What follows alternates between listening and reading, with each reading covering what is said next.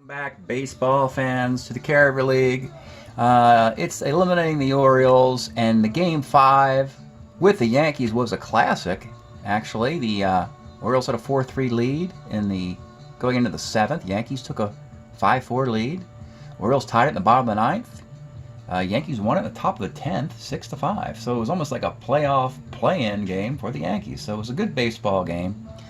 Shed no tears for the Orioles. They've had a lot of success in this decade, and beginning of this era is not very kind to them. 76, 7, 8, 9. They'll do better from 79 to 83. So let's take a look at the Orioles. And first thing we'll do is get rid of their 76 guys on this team.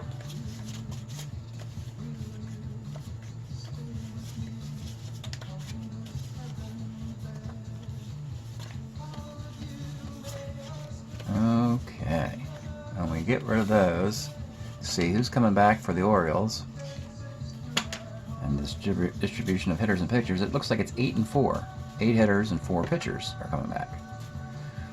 All right. You've got a catcher, a couple catchers, a couple right-handed catchers. Catchers, first base, a couple third basemen, interestingly, and a couple outfielders, 3 outfielders. It's not particularly good if you just look at this group.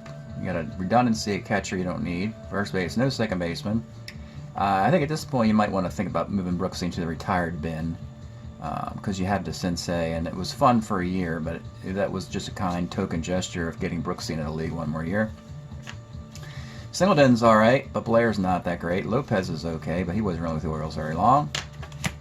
Pitching staff, interestingly enough, Flanagan, Dennis Martinez had a heck of a good year in Strat. Won all the starts, even though he had a 3.52 ERA here. Flanagan's all right, 3.64. Martinez and Stanhouse at the back, which means that the 8 guys to consider are May, Grich, Belanger, Moreno, Palmer, Garland, Dyer, Miller, Myrick. Of this, like guys who play for that 79 World Series team would be Lee May and Mark Belanger, Palmer. So let's see what they choose to do moving forward. Okay, so we're going to have to figure out what the Orioles decide to do moving forward. We're going to start with Belanger. We know he'll stick around. Defensively, he'll have a 1.88 at short in one of these years. We're not expecting the offense, of course. And by the way, 76, Mark Belanger, that was his year he went to an All-Star game. His only All-Star appearance, he hit 270. And interestingly, in this particular year, he was around 300 in the early part of the season. That's how crazy that was. It doesn't really matter which Belanger you pick at this point. You're just going to go with best defense and call it good. So Belanger will come back because he's a 1.88 at short. All right, next up is Bobby Grich. And unfortunately, I think the free agent Walters will take him out of Baltimore. You see he's even got an Angels hat here. He had a nice little run with the Orioles. And when you look at the Oriole career, he didn't get a ring with the Orioles. Well, actually he did. At age 20 in 1970, he made in 104 plate appearances. He probably got a World Series ring for that team. And then in 71 they lost, and then of course they won the division in 74. Let me just see if he made any playoff appearances for the Orioles. I'm just kind of curious. Postseason batting, nah, 73 and 74. So maybe he didn't actually get that ring, or I don't know how that works. But anyway, overdoing it here with Grich. He'll be an Angel, starting in 77. And I think what you can do here is be a little tricky and say, you know what, let's keep him for now, but let the phones ring and make a trade for Grich. Next up is Lee May, the surprise 1976 RBI leader in the American League. 76 wasn't a good year for hitting. See 109 right there. It's 27, 25. He's still got some good years for the Orioles, so let's keep him. Keep that right-handed bat between the switch hitters Murray and Singleton. Just one thing to consider. Omar Moreno, actually. It's interesting because he actually played for the Pirates against the Orioles in the '79 World Series. And I think you just want to put him on waivers. You had the '76 Moreno card. He's actually, his on-base percentage is so poor. He offers good stealing and on-base percentage. So we'll put him on waivers. Moreno. Now, next up, Jim Palmer. And, of course, he's going to play for the Orioles for quite a bit of time. More time. And of these years, between 77 and 80, really the next year's his best one.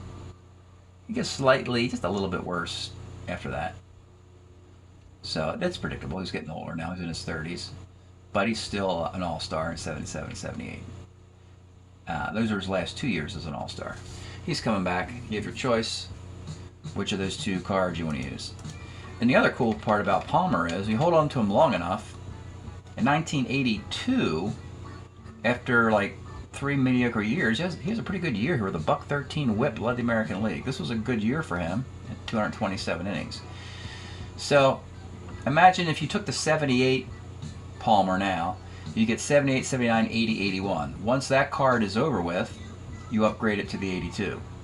So that would be, 8 years of 8 more years of Jim Palmer in Baltimore. The 78 card for 4 and the 82 card for 4. Actually, the 78 card would be for 2 years, what am I talking about, right? And then 4 more years, the other card. All right, Wayne Garland. He was one of those guys who pitched great for the Orioles. They let him go to another organization, and he never quite lived up to it. He won that 20 game in 1976. And Cleveland said, we want him, but yeah. They're going to put him on waivers. And it could be Cleveland or somebody else can scoop him up. Bob Myrick actually never was an Oriole. I think he was a Met. He's the next guy up for bids. He had a short career of just 3 years for the Mets. I'm guessing 76 was the best year. He's got a good 77 card. Again, you can waive him. Waive 3, and then just, a team that has too many retirees, you can just move him into the retired column. He does have a 77 card, which means he's eligible to be waived, as is Garland. And lastly, Dyer Miller. How many Dyers are there? He's the only one. Dyer Miller. See another guy with an Angels hat on. 77. Yeah, he has 114 innings for the Orioles and the Angels. 78, 79, and even 80. They didn't make his 80 card. So you can waive him as well. This is interesting because now the Orioles offer a lot of waiver players 4 and 4. So teams that have too many retirees could make a deal with the Orioles to get rid of because the Orioles can just take some retired players while improving the rest of their offense and deep pitching. So it looks like it's a 4-4 split. They could also trade a waiver for a keeper while trading Bobby Grich, since they really aren't going to keep Grich. So this will move into a different column. Maybe him and one of these waiver guys moves into a new keeper. But the Orioles will be on the phone figuring that out. Should be a good postseason because then it'll be 77, 78, 79, 80. And you've got, that's pretty good. 77 Orioles won 97 games, 79 and 80 won over 100. So I expect the Orioles to be better, the Yankees to be better. The Red Sox will probably drop off a little bit in the 77-80 period in American League East. If you've enjoyed these elimination videos, we'll see you next time.